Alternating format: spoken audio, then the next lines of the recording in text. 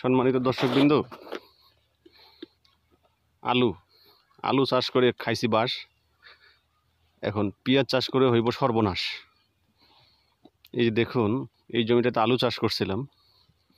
তো আলু এমন একটা মানে সস্তা প্রোডাক্ট বাংলাদেশে, যে এর চেয়ে সস্তা জিনিস আর কিছু নেই।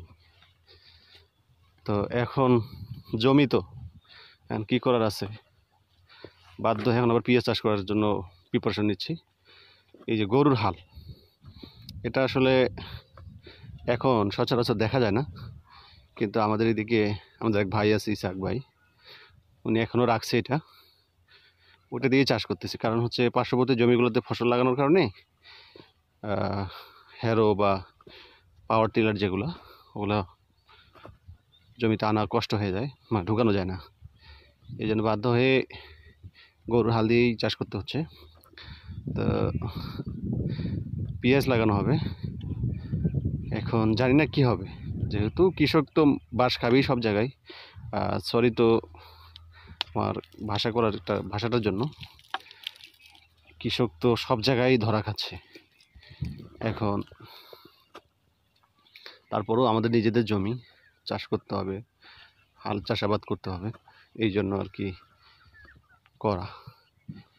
এই ভিডিওটা আসলে যে কারণে করা, দেখুন ছোটোকালের স্মৃতি এটা আর কি।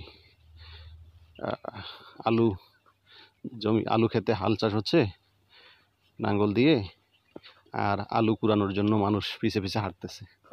তো আমার জমিতে আমি হাঁটতেছি আলু কুড়ানোর জন্য। তো এই হচ্ছে আমার বর্তমান অবস্থা।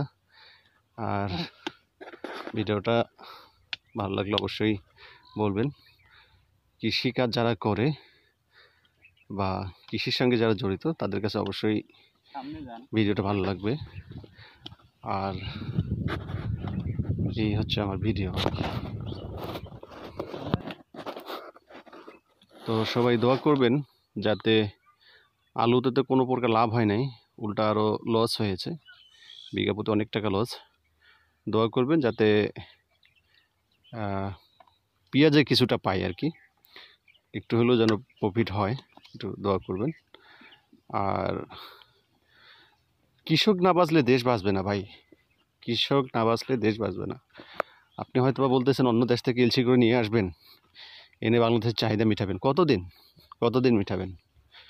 তো সবাই মিলে কৃষককে বাঁচাইতে হবে। আমরা কৃষক, আমাদেরকে অবশ্যই সরকারের দৃষ্টি দিতে হবে আমাদের দিকে, যে আমাদের কি সমস্যা, এগুলোর দিকে দৃষ্টি দিতে হবে।